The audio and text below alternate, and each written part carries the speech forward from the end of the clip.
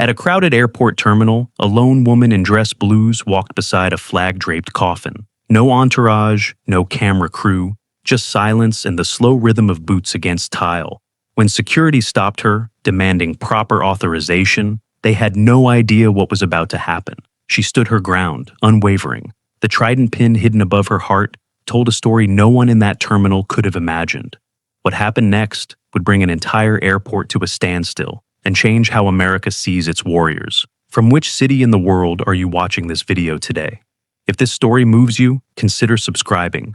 Some promises transcend regulations, and some heroes walk among us unrecognized until the moment they must stand and be counted. The pre-dawn sky over Bagram Air Base stretched like a bruised canvas, stars fading as the horizon bled from black to indigo. Lieutenant Sorrel Evershaw stood alone on the tarmac, the crisp November air cutting through her dress blues despite the woolen fabric. 6,000 miles from home, yet somehow still not far enough from what happened 3 weeks ago. The distant rumble of engines drew her attention skyward. The C-17 Globemaster appeared first as a collection of lights against the fading stars before materializing into its massive form. Sorrel straightened her posture instinctively, though no one was watching. Old habits. As the aircraft taxied to a stop, ground crew emerged from nearby hangars. They moved with the rehearsed efficiency of people who'd done this too many times before. Sorrel remained motionless, her breath forming small clouds that dissipated in the wind. The cargo ramp lowered with a mechanical whine, revealing the interior's dim red lighting. Inside lay a flag-draped coffin. Sorrel's mind flashed back to the medical tent, monitors beeping erratically, the metallic smell of blood mixing with antiseptic. Petty Officer First Class Thaddeus Hawk, Calloway's hand gripping hers with surprising strength despite his fading vitals. "Promise me, Sorrel," he'd whispered, blood bubbling at the corner of his mouth. "You take me home yourself." "Save your strength," she'd replied, maintaining the composure that had kept them both alive through 3 deployments. His eyes had focused then, suddenly clear despite the morphine. "Not some honor guard who never knew me. You." Her nod had been almost imperceptible. "I promise, door to door." The ground crew approached the coffin with solemn reverence, transferring it to a transport cart. No one spoke. These men knew what this was, just another fallen soldier beginning the long journey home. Except, it wasn't just another soldier, not to Sorrel. A commanding officer approached from the base operations building, his expression unreadable in the half-light. "Lieutenant, final transfer paperwork needs your signature." He handed her a clipboard, then hesitated. "You understand this isn't standard protocol. Are you sure about escorting alone?" Sorrel signed her name with deliberate strokes. "With respect, sir, I made a promise." The officer studied her for a moment. "Your orders allow for this deviation, but I'm obligated to remind you that standard procedure calls for official honor guard escort." "Understood, sir." As she turned to board the aircraft, Sorrel felt the weight of a small photograph in her breast pocket. 6 figures in desert camouflage, faces obscured by tactical gear and Middle Eastern sun, one noticeably smaller than the rest. The commanding officer watched her board, then retrieved his secure phone. "She's en route, confirmation required on the situation. This could get complicated." 22 hours and 1 layover later, Sorrel stood in Frankfurt International Airport, still at parade rest beside Hawk's coffin. German airport staff had been respectful, creating a small cordoned area where the transfer could happen with dignity. Travelers passed by, some pausing briefly, others hurrying along with curious glances. A young boy, perhaps 6 or 7, stopped beside his mother and pointed at the flag-draped box. "Ist da eine Person drin? Is there a person in there?" The mother tried to hustle him along with an embarrassed look, but Sorrel knelt to the child's eye level. "Someone very brave," she said, her German surprisingly fluent, "who protected a lot of people." The boy considered this solemnly before his mother led him away. Near the gate, 2 American businessmen waited for their connection, casting occasional glances towards Sorrel. "They're sending women to do this now? What's next?" One muttered, just loud enough to be heard. Sorrel's hand tightened around her service cap, but her expression remained neutral. She'd heard worse in basic training, in Bud S. On deployment. From men who now respected her without qualification. from men like Hawk, who'd initially doubted her until the day she dragged him 2 miles through hostile territory with a bullet in her shoulder. Her phone vibrated with a text message. Unknown number. Arrangements changed. Terminal transfer required at DFW. Standard escort protocol suspended. Sorrel's jaw tightened. Standard protocol meant Hawk would be transferred to cargo handling, processed through the system like luggage rather than passing through the terminal with dignity. "That's not happening, Hawk," she whispered. "I promise door to door." The 12-hour flight to Dallas-Fort Worth International Airport passed in a fog of half-sleep and memories. Sorrel had been given a first-class seat, but spent most of the flight standing near the cargo hold where Hawk's coffin had been secured. The flight attendants, sensing something of her mission, had stopped asking her to return to her seat after the second hour. DFW Terminal D swarmed with pre-Thanksgiving travelers, harried parents corralling children, business travelers barking into phones, tourists disoriented by the sheer scale of Texas infrastructure. The honor guard that met the plane performed their duties with precision, transferring Hawk's coffin to a cart, but then, unexpectedly, they departed. Sorrel looked around, confused by the breach in procedure. An airport supervisor approached, clipboard in hand and security badge prominently displayed. "Ma'am, there's a procedural issue," he said, consulting his papers. The name tag on his chest read, Reginald Pruitt. "Casket transfers require authorized military escort through official channels." "Lieutenant Sorrel Evershaw, United States Navy," she responded, presenting her credentials. "I am the authorized escort." Pruitt frowned at her identification, then at her. "We need special clearance documentation. This isn't protocol." Two TSA agents drifted closer, hands resting on their belts. Travelers slowed their pace, some raising phones to capture whatever was unfolding. "Sir, I have orders to escort Petty Officer Calloway to Naval Base Coronado," Sorrel said, her voice level. "Those orders constitute proper authorization." "Ma'am, I understand you're in uniform, but without proper documentation, this casket needs to go through cargo processing." Something cold settled in Sorrel's chest. "This isn't cargo. This is Petty Officer Calloway. He's going home today." Pruitt's radio crackled. "Situation at Gate 17. Possible unauthorized military personnel. Send backup." The next 10 minutes unfolded with excruciating slowness. Additional TSA agents arrived, creating a barrier between Sorrel and the coffin. A small crowd had gathered, some openly filming the confrontation. Sorrel remained perfectly still, her military bearing evident in every line of her body. "This is becoming a security concern, ma'am," Pruitt warned. "I understand your concern, sir," Sorrel replied, not moving an inch. "But I will not leave my teammate." "Your teammate?" Pruitt repeated with skepticism. "Ma'am, I need to see identification again." Sorrel presented her credentials once more. For a brief moment, the card revealed Special Warfare Command before she tucked it away. A passenger nearby noticed doing a double take. An agent moved toward the coffin. "We'll take it from here." Sorrel positioned herself between them and the cart.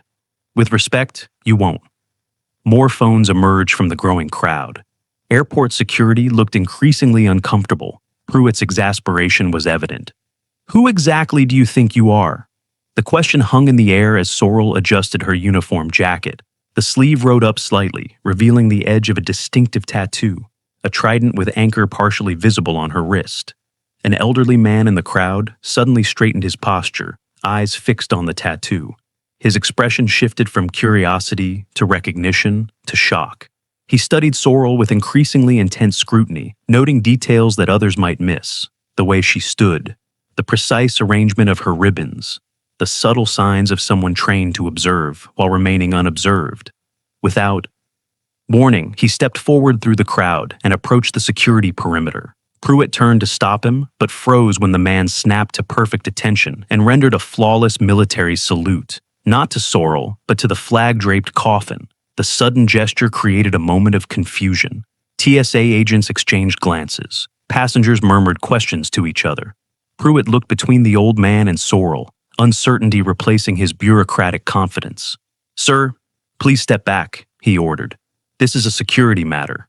The elderly man, retired Master Chief Orion Blackwood, though no one knew this yet, maintained his salute for a precise 3 count. then lowered it with mechanical precision. "Son," he said to Pruitt, his voice carrying the weight of decades of command. "Do you have any idea who you're dealing with?" Pruitt waved dismissively. "Sir, please return to your gate. We have procedures to follow."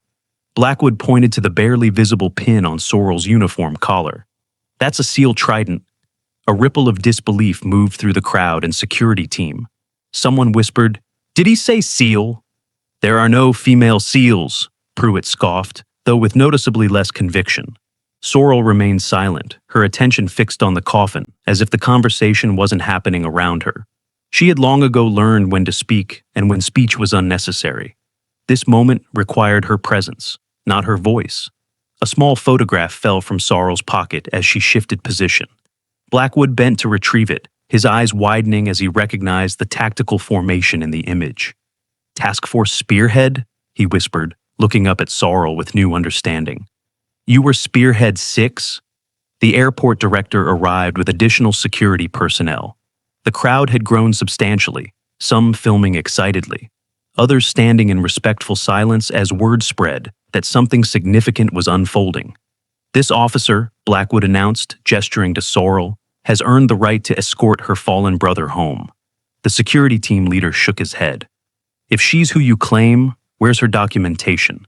Sorrell finally broke her silence. "My documentation is classified. My mission is not." Another veteran in the crowd recognized the implications of Blackwood's words and joined him in salute. Then another. The pattern spread like ripples in still water. The airport PA system cut through the tension. "Final boarding call for Flight 1775 to Coronado." The director stepped forward, clearly uncomfortable with the growing scene. "Ma'am, if you don't step aside, we'll have to remove you." Sorrell finally opened her jacket slightly, revealing her full Navy SEAL insignia and combat ribbons. Still, the officials hesitated, trained to follow procedure rather than exceptional circumstances. A woman in the crowd gasped. "Those are combat decorations. Silver Star." Whispers spread. "Silver Star? That's for valor under fire." For the first time, Sorrell's composure showed the slightest crack. "He saved 23 lives, including mine. I promised him I'd take him home. I am taking him home today." The tension was palpable as her words hung in the air. The director began to order her removal when his phone rang. The conversation was brief but transformed his demeanor. "Yes, sir. Understood, sir. Immediately, sir." He stepped back, signaling security to stand down. "The Pentagon just called," he told Pruitt.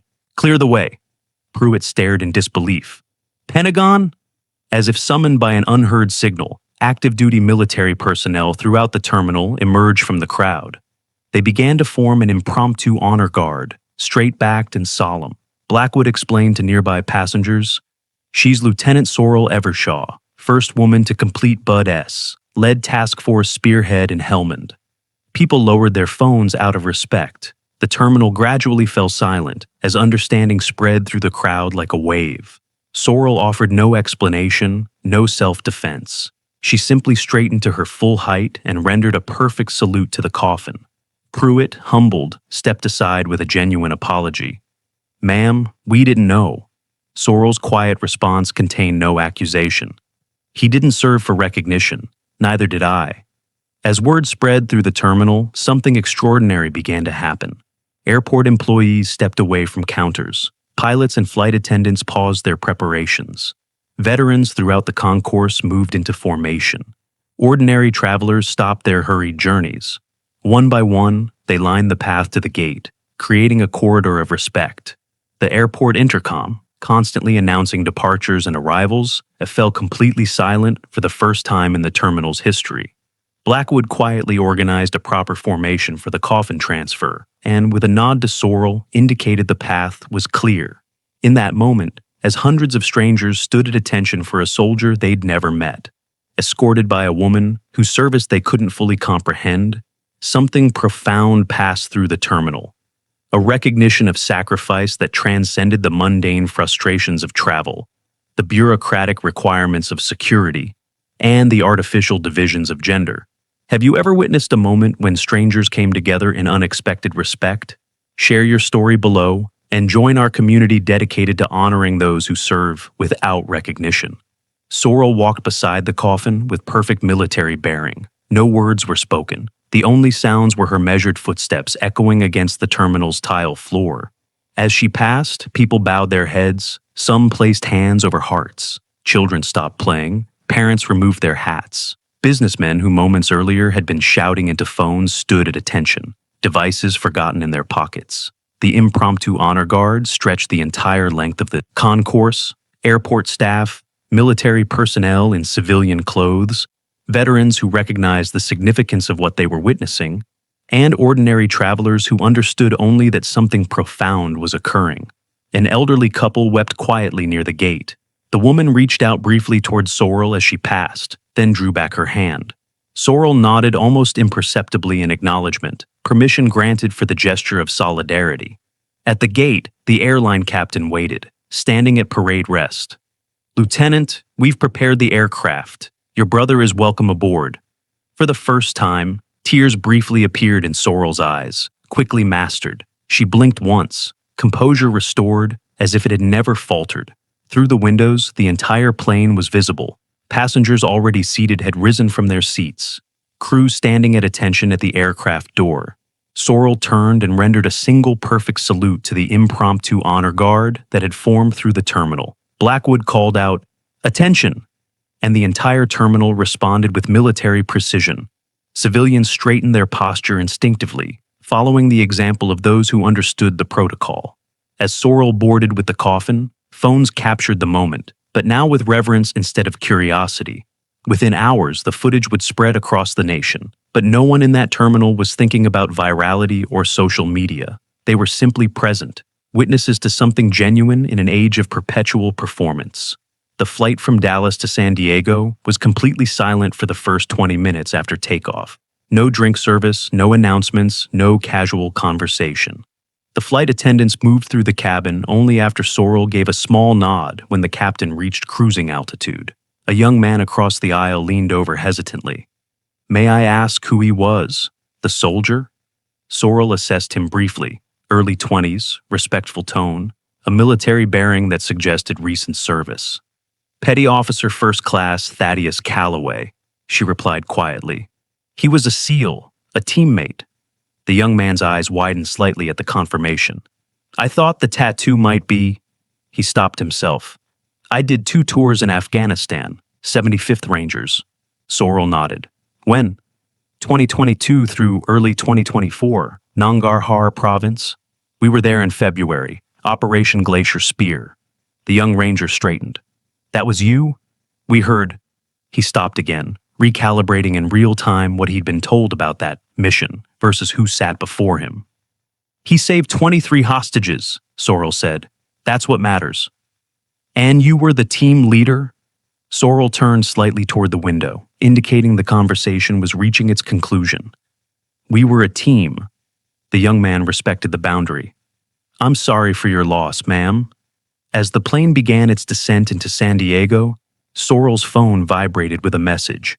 It was from her commanding officer. "Footage from DFW has gone viral. SecNav aware. Media inquiries beginning. Command preparing statement. Advise on your preferred handling." Sorrel stared at the message for a long moment before replying, "Mission incomplete. Will contact upon conclusion. No comments until then." Another message arrived immediately. "Understood. Naval Base Coronado prepared for arrival. Full honors."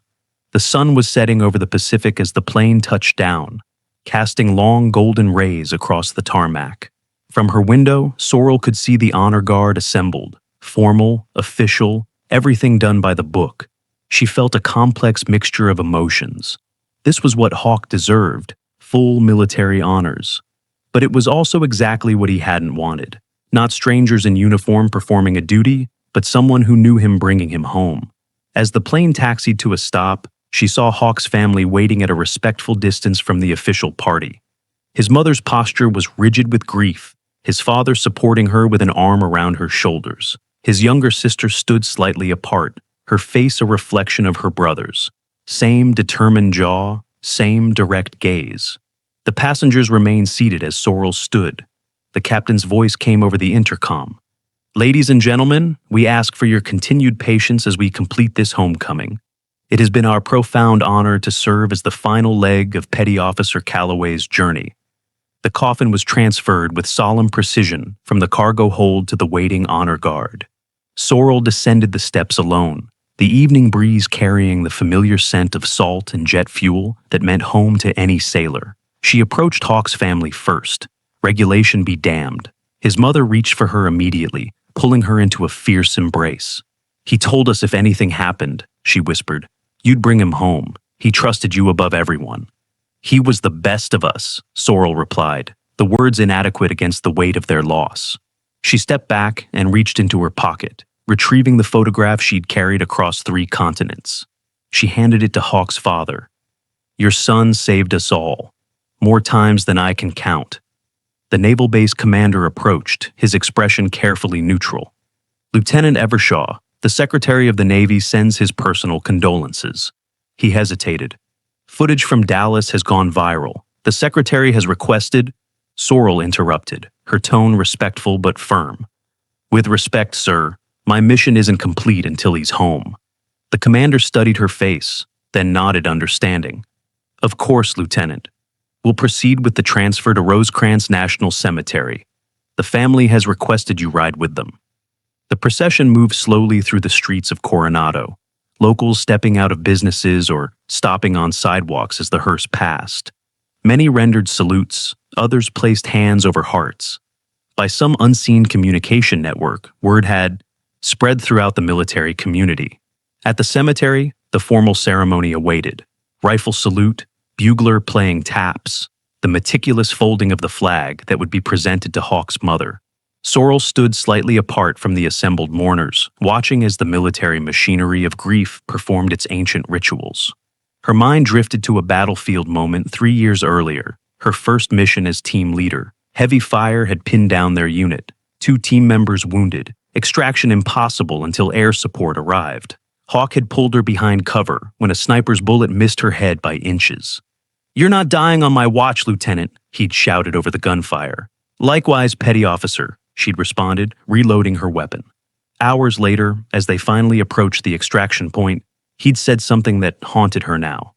"Promise me, if anything happens, you won't let them turn me into a statistic. Bring me home yourself."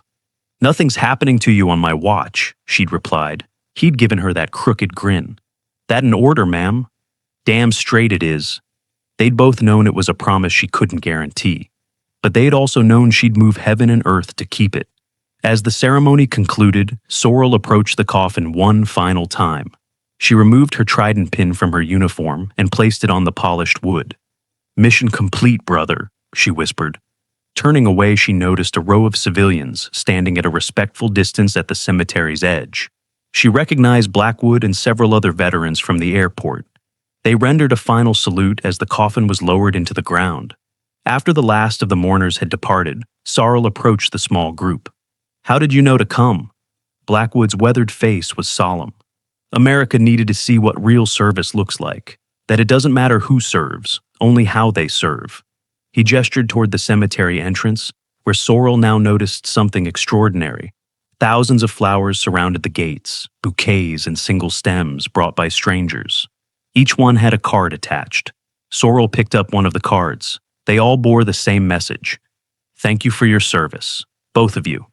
"The video hit 50 million views an hour ago," one of the younger veterans said. "People are calling the base, trying to send donations for the family." Sorrel felt suddenly exhausted. The weight of the past 3 weeks, the mission, the ambush, losing Hawk, the bureaucratic battle to fulfill her promise, and now this unexpected public attention crashed down at once. "I never wanted any of this," she said quietly. "None of us do," Blackwood replied. "That's why it matters." 3 days later, Sorrel sat in the office of Rear Admiral Catherine Westfield, commander of Naval Special Warfare. The admiral studied her with calculating eyes. "The Secretary of Defense has called, twice. The president mentioned the extraordinary show of respect to Dallas Airport in this morning's briefing." She tapped a pen against her desk. "This wasn't how we planned to introduce the fact that women had successfully integrated into SEAL teams. With respect, Admiral, we've been operational for 3 years." Operational and classified, Lieutenant. There's a difference. The Admiral's expression softened slightly. I'm not criticizing your actions. By all accounts, you did exactly what any of us would have done for a fallen teammate. Then why am I here, ma'am? Because that video has 14 million comments, Lieutenant. Because 3 major networks want interviews. Because recruiting websites crashed from traffic after your identity was confirmed. She leaned forward. And because Naval Special Warfare needs to decide how to respond to the fact that our most classified integration program is now public knowledge. Sorrel maintained her composure. I understand the complications, ma'am. I accept full responsibility. This isn't about assigning blame, it's about what comes next. The Admiral pushed a folder across the desk. These are your options. Transfer to Training Command with promotion to Lieutenant Commander. Specialized diplomatic posting, or continued field operations with Task Force Spearhead, understanding that your identity is now compromised. Sorrel didn't open the folder. I'd like to stay with my team, Admiral. Even knowing the additional risks, they're my team, ma'am. Admiral Westfield nodded, unsurprised. I expected that answer. There's one more thing. She produced another document. The Naval Academy wants you to speak at graduation, West Point 2, and the Secretary of the Navy has requested your presence at next month's congressional briefing on special operations. Sorrel felt something cold settle in her stomach. This was exactly what she'd spent her career avoiding. Spotlight, publicity, being held up as some kind of symbol or pioneer. I'm a SEAL, not a spokesperson, she said finally. You're both now? The Admiral replied. Like it or not. The question is how we control the narrative. She studied Sorrel's face. You're thinking about what Calloway would say. Sorrel was surprised by the Admiral's perception. Yes, ma'am. And? A ghost of a smile touched Sorrel's lips. He'd tell me to suck it up and then make fun of me for having to wear dress uniform to Congress. The Admiral laughed. Sounds about right. Her expression grew serious again. The world now knows that women have successfully integrated into the most elite special operations units in the military. We can't put that genie back in the bottle, but we can shape what happens next. What does that mean for the other women in the program? That's partly up to you, Lieutenant. Your actions will set the precedent. 1 week later, Sorrel stood on the training grounds at Naval Special Warfare Center in Coronado. The morning fog was burning off, revealing the obstacle course where a new class of candidates struggled through their paces. For the first time in SEAL training history, the class included 3 women, their presence no longer a classified experiment, but an acknowledged reality.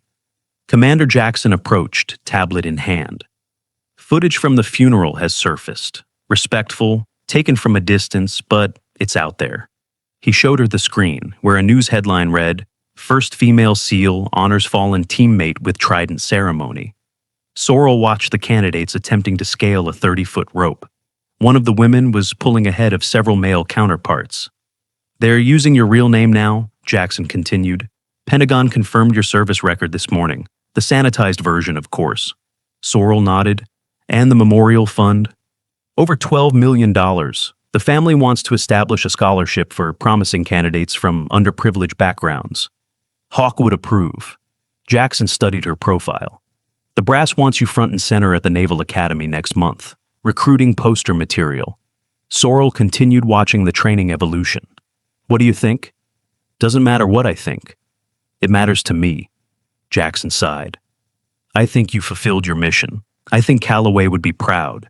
And I think the Navy would be fools not to use this moment to push forward rather than retreat. A call came from the obstacle course. One of the instructors was bellowing at the candidates with the traditional encouragement of colorful invective and impossible standards. This isn't about who you are, he shouted as they collapsed in the sand. It's about what you're willing to do for the person next to you. Sorrel touched the trident pin, now back on her uniform, after a replacement had been issued. The original would remain with Hawk forever. Commander Jackson followed her gaze to the struggling candidates. Calloway would be proud, he repeated. Sorrel's response was simple. He'd say we're just getting started. Later that afternoon, Sorrel visited the newly installed memorial at the Naval Special Warfare Center entrance. A simple plaque read, dedicated to those who serve without recognition. As she stood contemplating the words, a young female candidate approached, clearly nervous about addressing an officer, but determined nonetheless. "Lieutenant Evershaw?" The woman stood at attention. "Candidate Reyes, ma'am. I just wanted to say," she faltered. "At ease, candidate," Sorrel said. "My brother served with you, ma'am, in Helmand. He never told us who his team leader was, just that she was the best he'd ever seen." Her eyes shone with emotion. "He said someday the world would know what you all did out there." Sorrel felt the familiar tightness in her throat. "What's your brother's name?" "Miguel Reyes, ma'am, Echo Team." Sorrel remembered him immediately. Steady under fire, gifted linguist, had pulled 3 civilians from a burning building during their second deployment. "Your brother is an outstanding operator, Candidate Reyes, the best kind of teammate." The young woman straightened with pride. "That's why I'm here, ma'am." Before Sorrel could respond, her secure phone vibrated. The message was brief but clear. "White House tomorrow, transport arranged, dress blues." Sorrel stared at the screen, a complex mixture of emotions washing through her. This was never what she had wanted. Attention, recognition, being held up as some kind of symbol. She had joined to serve, to test her limits, to be part of something greater than herself, just like every other operator, just like Hawk. The young candidate was watching her, eyes full of the same determination Sorrel recognized from her own training days. "Is something wrong, ma'am?" Sorrel tucked the phone away. "No, just new orders." She studied the candidate's form. "Your grip is too wide on the rope climb. That's why you're burning out halfway up." "Yes, ma'am," the instructor mentioned that. "Show me." Sorrel demonstrated the proper technique, the muscle memory of thousands of training evolutions taking over. The candidate mimicked her movements, adjusting her approach. "Better," Sorrel said. "Remember, it's not about strength. It's about technique and will." "Yes, ma'am." The candidate hesitated. "May I ask you something, Lieutenant?" "Go ahead." "Is it true what they're saying, that you were the first?" Sorrel looked out toward the ocean, where the afternoon sun had transformed the water into a sheet of hammered gold. "The first doesn't matter, candidate. What matters is making sure you're not the last." As the sun began to set over the Pacific, Sorrel made one final stop before preparing for the unexpected White House summons. She drove to the small apartment she rarely saw, changed into civilian clothes, and walked to the beach where she and her team had celebrated after completing their first successful mission. The same beach where, 2 years later, they had gathered to remember the first of their team to fall. The same beach where, after receiving news of her historic completion of Badass, Hawk had handed her a beer and simply said, "About damn time they figured out what we already knew." She sat in the sand as the light faded, watching the waves crash against the shore with metronome consistency. Predictable, yet never exactly the same, like the training that had forged her, like the missions that had tested her, like the brotherhood that had accepted her, not for making history, but for proving herself by the same standards as everyone else. Her phone vibrated again. Admiral Westfield. "CNN reporting President to acknowledge program publicly tomorrow. Prepare accordingly." The quiet bubble of anonymity that had protected their work was gone forever. What would come next? A parade of interviews and speaking engagements? Becoming the reluctant face of a changing military? Or perhaps something else entirely? A new mission, a different battlefield, challenges she couldn't yet imagine. As darkness fell, Sorrel noticed she wasn't alone on the beach. Silhouettes appeared along the shoreline, first a few, then dozens. As they drew closer, she recognized them. Teammates, veterans, families of the fallen. They formed a silent semicircle around her, no one speaking, no one needing to. Blackwood approached with something in his hands, a shadow box containing a weathered sand-colored American flag. "This flew over our first forward operating base in Afghanistan," he said. "Before most of these kids were born, before anyone imagined women would be wearing tridents." He held it out to her. "It belongs with the first." As Sorrel accepted the shadow box, hundreds of small lights illuminated the darkness, phone flashlights held by each person present. The impromptu honor guard from the airport had transformed into something more permanent, more meaningful. Not because of who Sorrel was, but because of what she represented. The quiet professionals who served without recognition, who did the impossible because it was necessary, who came home carrying burdens visible and invisible. In the glow of those lights, with the sound of the Pacific crashing against the California shore, Sorrel finally understood what Hawk had meant in his final moments. Taking him home wasn't just about escorting his body. It was about carrying forward everything he had stood for, the values, the brotherhood, the standard, regardless of gender, background, or circumstance. Tomorrow would bring cameras, questions, and a new kind of battlefield. But tonight, surrounded by the only people whose opinions had ever truly mattered to her, Lieutenant Sorrel Evershaw stood in silent communion with her fallen teammate, mission complete but journey just beginning. Have you ever witnessed a moment when someone's quiet professionalism changed the way you see the world? Share your experience below. Subscribe to hear more stories of extraordinary courage hiding in plain sight. The White House East Room hummed with nervous energy. Press corps members adjusted cameras and tested microphones, while military officials in dress uniforms stood in precise formation along the walls. Cabinet members and congressional representatives filled the front rows, their usual partisan divisions temporarily suspended by the gravity of the occasion. Lieutenant Sorrel Evershaw stood backstage, the weight of her dress blues feeling suddenly unfamiliar despite years of service. Admiral Westfield made final adjustments to Sorrel's ribbons, though they both knew the uniform was already immaculate. 2 minutes, Lieutenant, a presidential aide announced. The Secretary of Defense will introduce you, then the President will make remarks. You'll be asked to step forward when announced. Sorrel nodded, her expression betraying nothing of the turmoil beneath. This was more terrifying than any mission, the eyes of the nation about to focus on her, not for what she had done, but for who she was. Something Hawk would have found both hilarious and infuriating. Lieutenant, Admiral Westfield said quietly, whatever happens out there, remember why you're here. For Hawk, Sorrel replied. The Admiral shook her head. For all of them, past and future.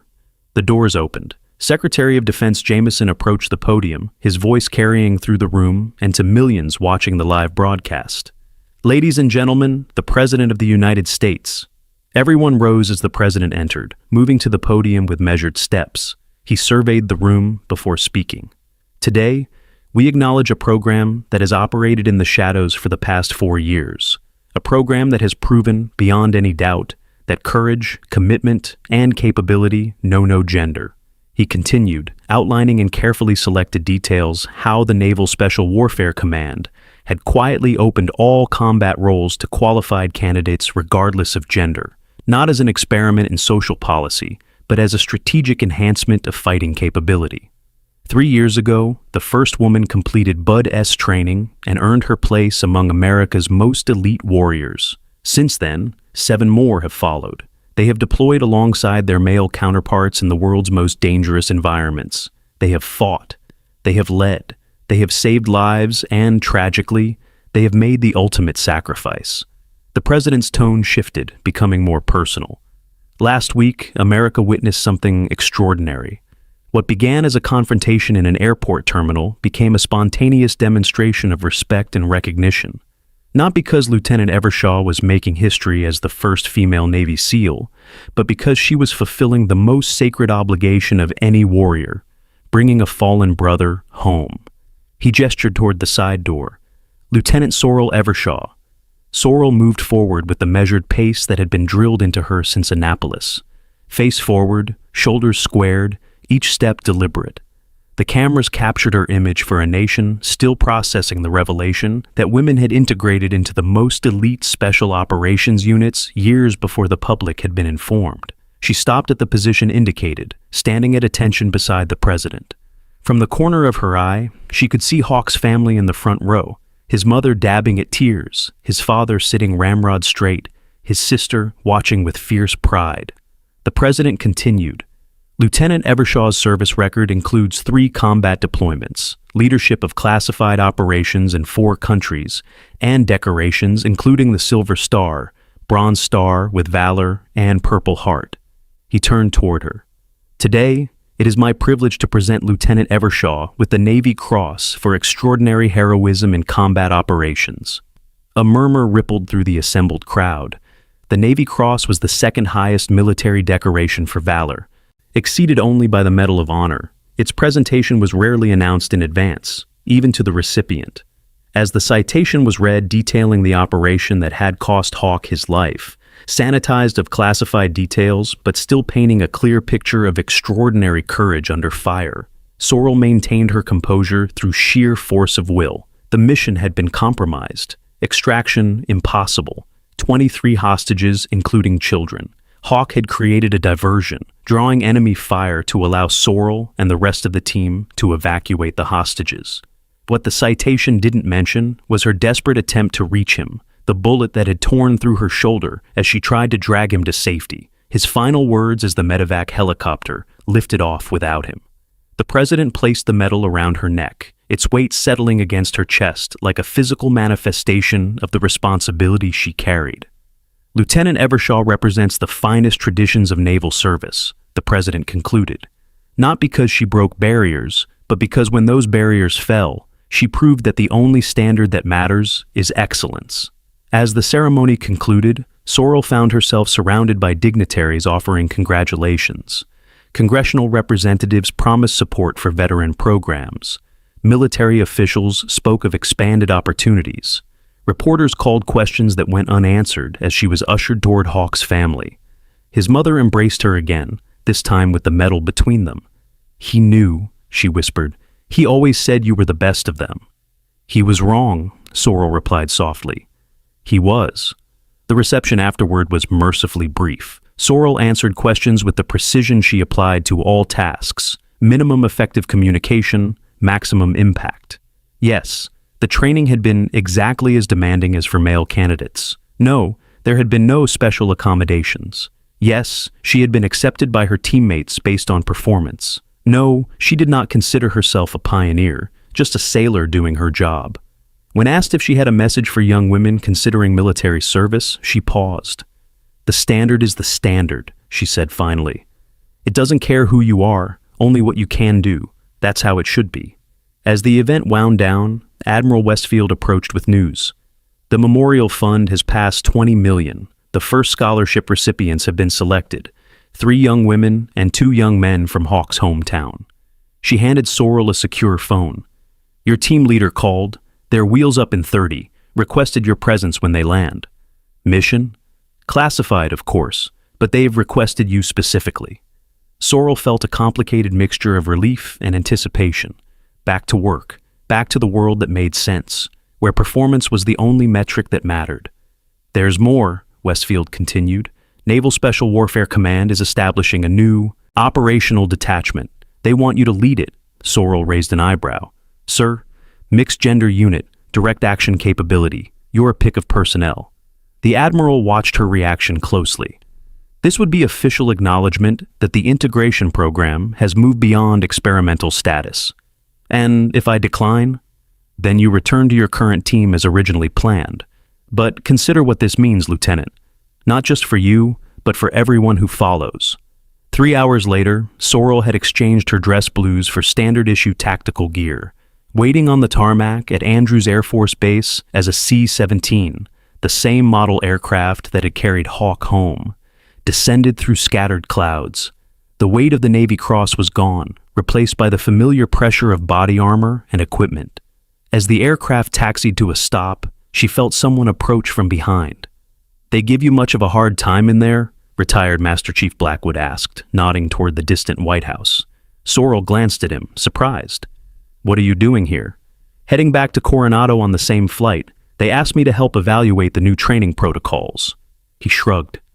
"Turns out 30 years of experience counts for something after all." The cargo ramp lowered, revealing the familiar red-lit interior. 4 figures emerged, Sorrel's teammates, their faces obscured by tactical gear even here in supposedly secure territory. Operational security was a way of life, not a location-dependent protocol. The team leader approached, removing his helmet as he reached Sorrel. Chief Petty Officer Miguel Reyes, candidate Reyes's brother, nodded respectfully. "Lieutenant," he said, "heard you've had an interesting week." "Could say the same about you," she replied, noting the fresh bandage visible at his wrist. He dismissed it with a gesture. "Barely a scratch. You up for this?" "Brief me on the flight." Reyes glanced at the metal-shaped bulge visible beneath her tactical vest. "Nice hardware. Should have been his. Should have been both of yours." He jerked his head toward the aircraft. "We retrieved something you should see, from the site where we lost him." As they boarded, Blackwood fell into step beside Sorrel. "You know what Calloway would say about all this, don't you?" Despite everything, Sorrel smiled. "He'd say we're burning daylight, and there's work to do." The flight to Coronado passed quickly, filled with mission briefings and equipment checks. Whatever had been recovered from the site where Hawk fell was secured in a diplomatic pouch, unopened until they reached secure facilities at Naval Base Coronado. As they approached the California coast, Reyes joined Sorrel near the small porthole. "Command says you're being offered Task Force Echo, your own unit." Sorrel watched the coastline materialize through scattered clouds. "What's your take?" "Doesn't matter what I think. It matters to me." Reyes considered his words carefully. "I think you've earned any assignment you want. I think if you take Echo, we'll miss your expertise on Spearhead." He paused. "But I also think Hawk would say it's time for you to build something new."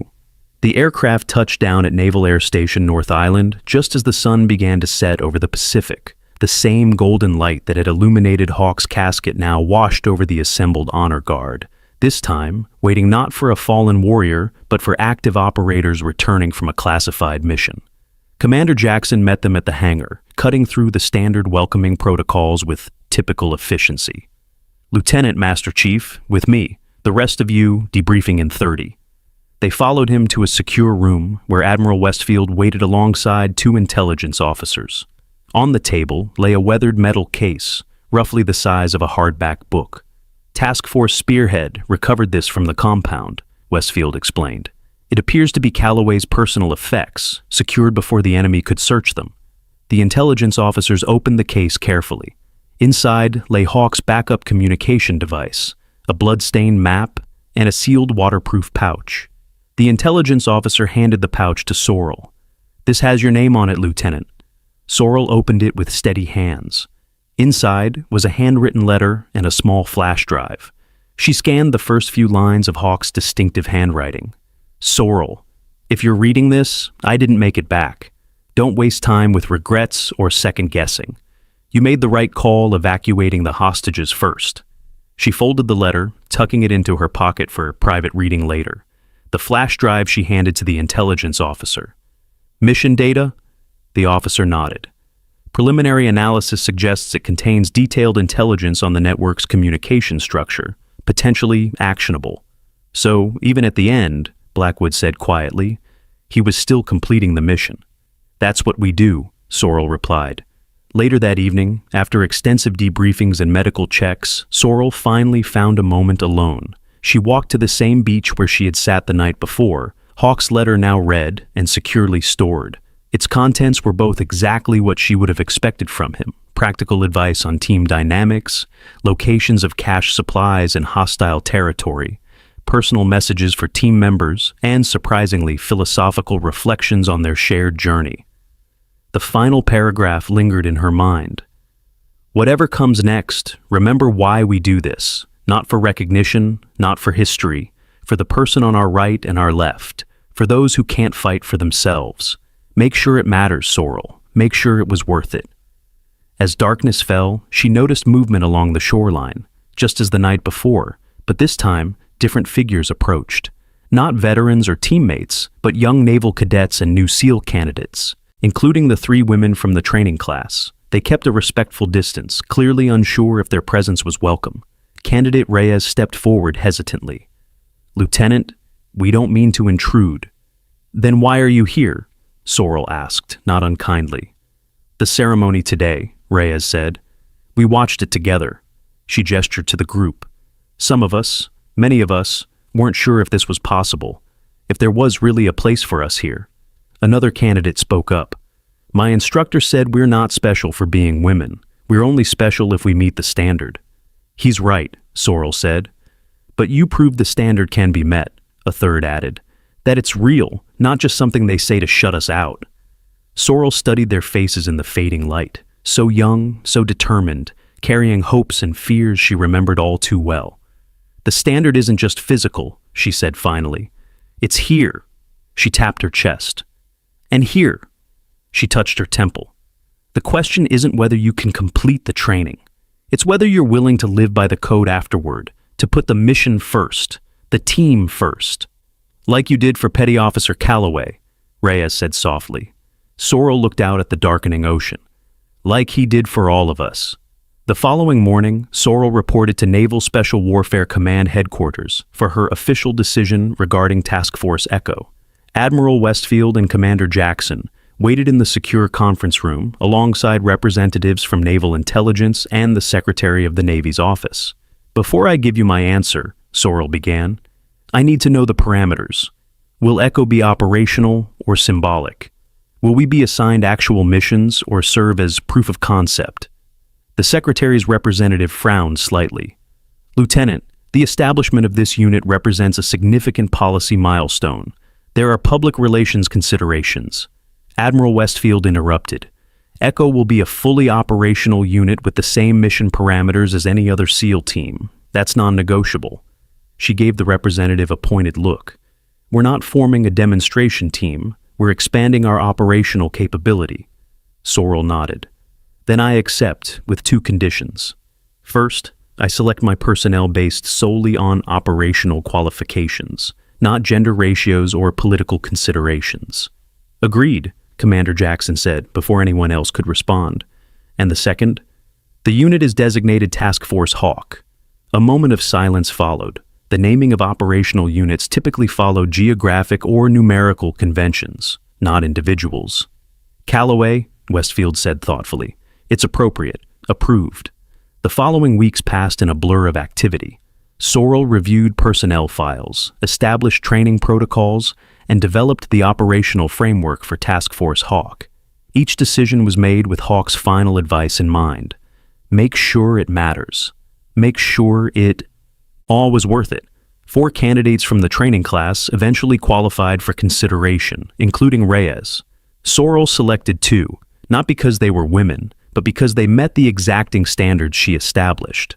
The rest of the team comprised experienced operators from various units, each bringing specialized skills and combat experience.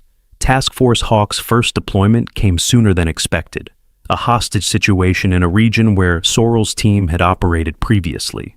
The intelligence Hawk had secured in his final moments proved crucial in planning the operation. As the team prepared for insertion, Sorrel conducted final equipment checks with methodical precision. Each team member carried standard issue gear with one addition, a small trident insignia embossed with a hawk silhouette, symbolizing their unique identity and honoring their namesake. 2 minutes to insertion, the pilot announced. Sorrel looked at her team, men and women united not by gender but by purpose, each face reflecting the same focused determination. Remember, she said simply, we bring everyone home. The mission was completed with textbook precision, hostages secured, opposition neutralized, extraction accomplished without casualties. Only afterward, during the flight home, did the significance of what they had accomplished register fully. Not the successful operation. SEAL teams did that every day around the world, but the composition of the team that had done it and what that represented for the future. 6 months after the White House ceremony, Sorrel returned to Dallas-Fort Worth International Airport. This time, she wore civilian clothes, jeans and a simple button-down shirt that concealed the scars on her shoulder. No one recognized her as she moved through the terminal where everything had changed. She found the spot where she had stood with Hawk's coffin, now marked with a small, discreet plaque. In this place, on November 17, 2024, Americans united to honor sacrifice and service. No names mentioned, no gender specified, just the recognition of what had transpired. A voice behind her broke into her thoughts. It looks different without the crowds. She turned to find Blackwood, now dressed in the uniform of an airport security advisor. The name tag on his chest identified him as O. Blackwood, Veteran Liaison. New job? She asked. He shrugged. Turns out airports figured having someone who understands military protocols might be useful. Avoid misunderstandings. Smart. How's the new team? Operational? Effective? She allowed a small smile. Hawk would approve. They stood in companionable silence, watching travelers rush past, oblivious to the significance of where they walked. You know, Blackwood said finally, I was here by chance that day. Layover on my way to visit my daughter. If I hadn't recognized the tattoo, someone else would have. Sorrel replied. That's what I've learned. There's always someone who sees. As if, summoned by her words, a young girl approached, perhaps 9 or 10 years old, holding her mother's hand. The child looked at Sorrel with curious eyes. Are you her? She asked without preamble. The soldier from the video? Her mother looked mortified. Emma, we don't bother people like that. Sorrel knelt to the child's level, just as she had done with the boy in Frankfurt. I'm a sailor, not a soldier. And what video do you mean? The one they showed us in school, about bringing your friend home. The girl's expression was solemn. My dad's in the army. He says sometimes friends don't come back. Sorrel met the mother's eyes, seeing the worry there, the unique concern of military families. Your dad is right, Sorrel told the girl. Sometimes they don't, but we never stop trying to bring each other home. That's a promise we make to each other. The girl nodded with the gravity of a child who understood more than adults might expect. That's what I thought. She reached into her pocket and pulled out a small handmade bracelet of braided threads. I made this for you. The blue is for the Navy and the red is for bravery. Sorrel accepted the gift, tying it around her wrist with care. Thank you, Emma. I'll keep it with me. As the mother led her daughter away with a grateful smile, Blackwood shook his head. You can't go anywhere without being recognized now, can you? It's not about me, Sorrel replied. It never was. Her phone vibrated with an encrypted message. Hawk team deployment in 48 hours. Return to base for briefing. Back to work. Back to the world where action spoke louder than symbols, where the mission continued regardless of who carried it out. 1 year to the day after Hawk's final journey home, Sorrel stood at the Naval Special Warfare Center, watching a new class of candidates struggle through Hell Week. Among them were 5 women, not a statement or an experiment anymore, just qualified candidates pursuing the most demanding selection process in the military. A new memorial had been installed at the center's entrance, more substantial than the simple plaque from before. It depicted a combat operator in full tactical gear, gender deliberately ambiguous, carrying a wounded comrade. The inscription read, "The only easy day was yesterday. The only standard is excellence." Nearby, a separate stone bore a quote attributed to Petty Officer First Class Thaddeus Hawk Calloway. It's not who stands beside you, it's that they stand. Commander Jackson joined Sorrel as she contemplated the memorial. First anniversary's always the hardest, he said quietly. Sorrel nodded. Task Force Hawk completed its 20th successful operation last week. 2 hostage rescues, 3 high-value target acquisitions, 15 intelligence gathering missions. I've seen the reports. Impressive work. He would have enjoyed it, Sorrel said, being part of something new. Jackson studied her profile. Naval Academy graduation is next month. They still want you to speak. I know. You going to accept this time? Sorrel watched as the candidates collapsed into the surf, instructors pushing them beyond normal human limits, searching for the ones who would not quit regardless of exhaustion or pain or doubt. Someone needs to tell them, she said finally, that the standard is real, that it matters, that it's worth it. As the sun set over the Pacific, casting the same golden light that had illuminated Hawk's homecoming, Sorrel thought about the long journey from that blood-soaked medical tent to this moment. The promise kept. The barriers broken not through proclamation, but through performance. The lives saved and the price paid. She reached into her pocket and touched the worn photograph she still carried. 6 figures in desert camouflage, faces obscured by tactical gear and Middle Eastern sun. One noticeably smaller than the rest. The image that had fallen at the airport, revealing her identity to Blackwood and changing everything. What would Hawk think of it all? The publicity, the symbolism, the way his death had inadvertently revealed what they had worked so hard to keep classified? She could almost hear his response, practical as always. Doesn't matter now, does it? Just make it count. Near the obstacle course, an instructor's voice carried on the evening breeze. It doesn't matter who you were before. It matters who you become here. Sorrel smiled slightly. Some things never changed, regardless of who wore the uniform or carried the trident. The demands of service, the bond of shared sacrifice, the sacred obligation to bring everyone home, or, when that proved impossible, to fulfill final promises, whatever the cost. 2 years after the White House ceremony, Sorrel found herself back in Afghanistan. Different province, different mission, same unforgiving landscape. Task Force Hawk had deployed for a high-priority extraction, an intelligence asset whose cover had been compromised. The team moved through pre-dawn darkness, each operator functioning as a seamless extension of the unit. "Target building in sight," Reyes whispered through the comm system. Now, a full-fledged operator, she'd proven herself through 3 deployments with distinction that had nothing to do with breaking barriers and everything to do with operational excellence. 4 tangos on the perimeter, another team member reported. Standard patrol pattern. Sorrel assessed the approach, mind-calculating risks and contingencies with practiced efficiency. Alpha Team, Western Entrance, Bravo set up overwatch from the ridge. Charlie with me through the courtyard. Standard breach, minimum signature. The operation unfolded with precision, born of endless training and hard-won experience. 15 minutes after initial breach, the asset was secured and the team was moving toward extraction. No casualties, no detection, mission parameters executed exactly as planned.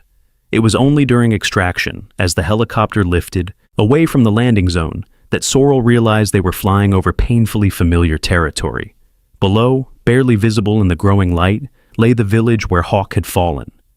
"You good, Lieutenant?" Reyes asked, noting Sorrel's fixed gaze. "5 by 5, Sorrel replied automatically.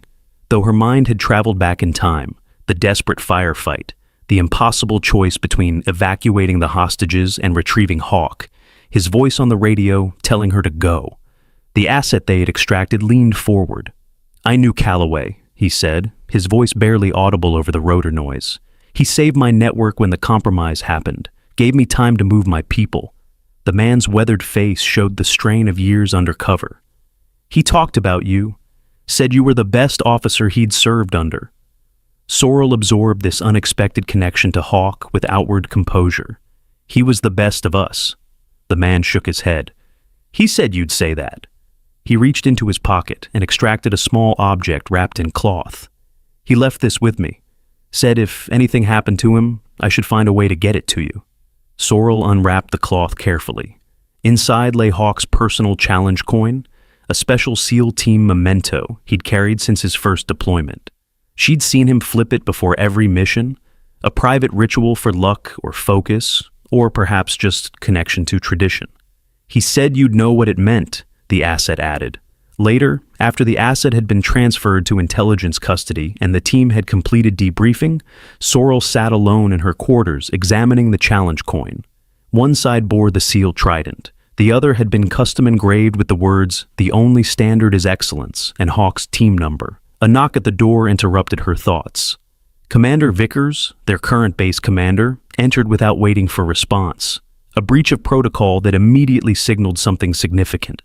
"Lieutenant, we just received priority communication from SOCOM. You're being recalled to Washington immediately." "Has something happened?" "Secretary of Defense has requested your presence personally. That's all I know." He hesitated. "Transport leaves in 2 hours. Whatever this is, it's coming from the top." 20 hours later, Sorrel found herself in a secure Pentagon briefing room. Admiral Westfield was there, along with representatives from each special operations branch and several officials she didn't recognize. "Lieutenant Evershaw," the Secretary of Defense began, "thank you for returning on short notice.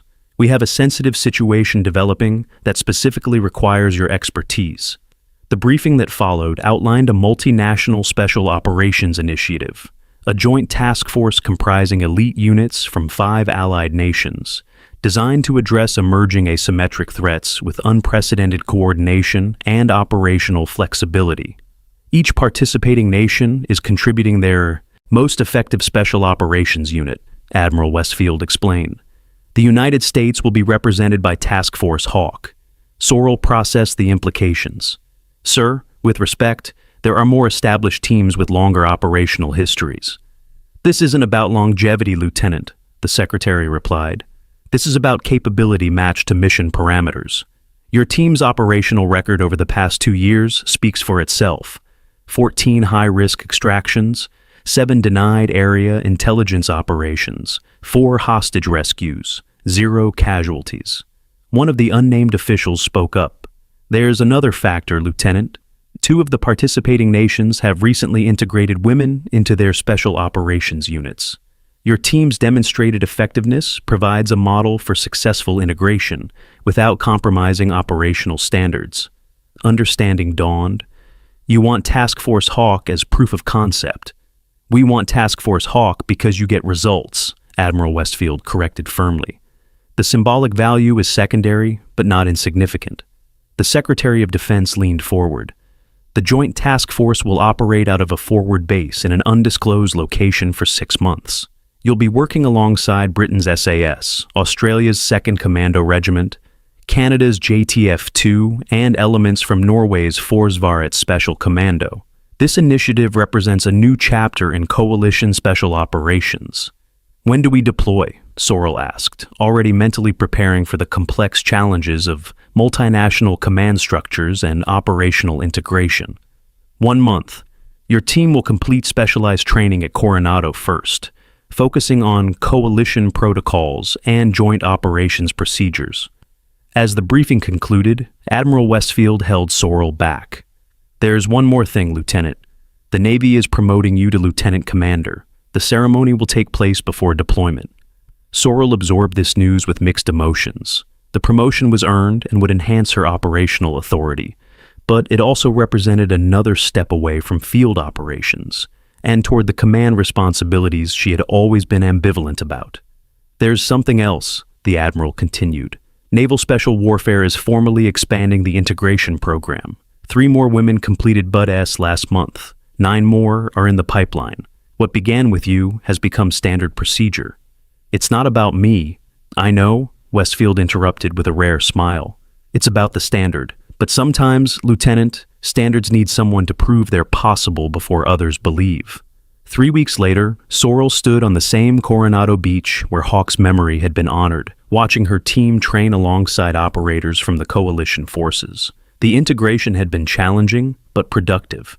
Elite warriors recognizing and respecting capability, regardless of nationality or gender. Master Chief Blackwood joined her, now serving as senior training advisor for the Joint Task Force. They're coming together nicely, he observed, watching as the multinational team executed a complex extraction drill. Still some trust issues to work through, Sorrell noted. The Norwegian team hesitates before following Reyes's lead. Give it time, they'll learn. We don't have much time. Blackwood studied her profile. This bothers you, doesn't it? Being held up as the example. It was never about being first, Sorrell replied. It was about doing the job, meeting the standard. Sometimes the standard needs a face. The beach around them had changed since Hawk's memorial service. A permanent training facility now stood where temporary structures had once been erected. New candidates pushed through the surf daily, their numbers including more women with each class. Not many, but a steady presence that no longer drew comment or special attention. Near the water's edge, 2 operators, one from Task Force Hawk, one from JTF-2, were demonstrating close-quarters combat techniques to a mixed group. The Canadian operator attempted a complex takedown move that the Hawk team member countered with practiced efficiency, sending her opponent sprawling into the surf. "Nice technique, Reyes," Blackwood called approvingly. Candidate Reyes had become Petty Officer Reyes, one of Task Force Hawk's most proficient operators. She helped her Canadian counterpart up with a respectful nod. Again, Sorrell turned to find the Australian contingent commander approaching. Major Sarah Lockhart had established herself quickly as one of the coalition's most respected officers, 15 years of special operations experience and a reputation for uncompromising standards. "Commander Evershaw," she greeted Sorrell. The promotion had become official 3 days earlier. "Your team's performance is impressive, particularly the integration of multidisciplinary skills." "That was Callaway's innovation," Sorrell replied. "Cross-training everyone beyond their specialty makes us more adaptable in the field." Lockhart nodded. "We've implemented similar protocols, though more recently." She hesitated. "I should tell you, your work has had impact beyond your borders. When Australia opened special operations roles to women 4 years ago, your operational record was part of the evidence presented to skeptical commanders." Sorrell absorbed this unexpected information. "The standard should be the same for everyone." "It is," Lockhart affirmed. That's precisely the point. You proved it could be met, regardless of gender. That changed the conversation from theoretical to practical. As the Australian commander departed, Blackwood chuckled softly. Still think it's not about you? Sorrel watched the multinational team working through scenarios, identifying challenges and developing solutions with the creative efficiency that characterized special operations forces worldwide. It was never about me, she repeated. It was about Hawk and everyone like him who believed the only measure that matters is what you bring to the mission. She touched the challenge coin she now carried in her pocket. It's about making it count. The day before Task Force Hawk's deployment with the multinational force, Sorrel made one final visit to Rosecrans National Cemetery. Hawk's grave was well maintained, the headstone bearing his name, rank, and the sealed trident, but none of the classified details of his service or sacrifice. She knelt beside the marker, placing a small stone on top, as was tradition. We're heading out tomorrow, she said quietly. Joint task force with 4 other nations. Remember how you used to say the Australians had the best field rations? Guess I'll find out if you were right. The breeze from the Pacific ruffled through nearby trees, the only response to her words. Your sister made chief last month, first female chief at her command. Your mom sent me the photos. Sorrel smiled slightly. She's got your stubborn expression. From her pocket, she withdrew Hawk's challenge coin and a small metal case. Found something for this, she explained, opening the case to reveal a mounting that would protect the coin while keeping it accessible. Still carrying you with us on missions. The whole team has your patch now. Task Force Hawk is official. The sound of footsteps interrupted her private moment. Sorrel turned to find Reyes approaching with another visitor, Emma, the young girl from Dallas Airport, who had given Sorrel the braided bracelet. Now, perhaps 12, she walked with the solemn dignity of a military child. Commander, Reyes said respectfully. Sorry to interrupt, but someone wanted to see you before deployment. Her father is stationed at Coronado now. Emma stepped forward, her expression serious beyond her years. I made something for him, she said, indicating Hawk's grave. Mom said it was okay to bring it. She placed a small handmade wooden plaque beside the headstone. Burned into the wood were the words Sorrel had said to her at the airport. We never stop trying to bring each other home. Dad says that's what matters most, Emma explained, that everyone comes home. Sorrel felt the familiar tightness in her throat. Your dad is right. He said you're going somewhere dangerous now, that you might not be able to tell us where. That's right. Emma nodded with the understanding of someone who had grown up with the realities of military service. Will you promise to come back? The question, simple, direct, impossible to answer with certainty, hung in the air. Sorrel looked from the child to Hawk's grave and back again. I promise we'll do everything possible to bring everyone home, she said finally. That's the promise we make to each other. Emma seemed to accept this qualified assurance. Dad says that's all anyone can really promise. As Reyes led the girl away, Sorrel remained kneeling beside Hawk's grave for a final moment. 3 years, she said quietly. Feels longer sometimes, shorter others. She touched the headstone briefly. We're still getting the job done, still meeting the standard, still bringing people home. She stood, brushing grass from her uniform trousers. Rest easy, brother. We've got the watch now. The following day, as the C-17 carrying Task Force Hawk and the American contingent of the Joint Task Force prepared for departure, Sorrel conducted final equipment checks with her team. Each operator moved with practiced efficiency, the product of thousands of hours of training and real-world operations. Admiral Westfield approached as they prepared to board. Commander, a word? They stepped aside from the activity on the tarmac. Latest intelligence suggests your first deployment will be particularly challenging, the Admiral said without preamble. Hostile territory, minimal support infrastructure, high probability of enemy contact. We're prepared, Admiral. I know you are. Westfield handed her a sealed envelope. This came from the Secretary of the Navy. To be opened once you're airborne. Sorrel accepted the envelope with a questioning look. It's about the future of the program, Westfield explained, and your role in it. Read it, consider it, but no need to respond until your return. As the massive aircraft lifted into the sky, carrying elite warriors from 5 nations toward classified objectives in undisclosed locations, Sorrel opened the envelope. Inside was a formal letter outlining a new position, Director of Special Warfare Integration, responsible for expanding and standardizing the protocols that had made Task Force Hawk successful across all special operations units. A handwritten note from Admiral Westfield was paperclipped to the letter. The standard has been proven. Now it needs to be institutionalized. Consider what Calloway would advise. Sorrel folded the letter and tucked it into her pocket beside Hawk's challenge coin. Around her, the multinational team prepared for insertion into one of the world's most dangerous regions. Men and women from 5 countries, united not by gender or nationality, but by capability and commitment. The living embodiment of what Hawk had believed possible. She looked out the small window at the vast ocean passing below, the same waters that had tested her during Bud S training, the same waters that bordered the beach where she'd last stood with Hawk before their final mission together. The standard remained. The mission continued, and somewhere, she was certain, Hawk was watching with that crooked grin, pleased that his final journey home had opened doors for others to follow, had changed protocols that needed changing, had proven that excellence knows no gender. As the aircraft banked toward their destination, Commander Sorrel Evershaw settled into the focused mindset of pre-mission preparation. Whatever came next, the imminent operation, the future leadership role, the continued evolution of the forces she served would be approached with the same unwavering commitment to excellence that had defined her career. Not because she had broken barriers or made history, but because that was the standard, the only standard that mattered.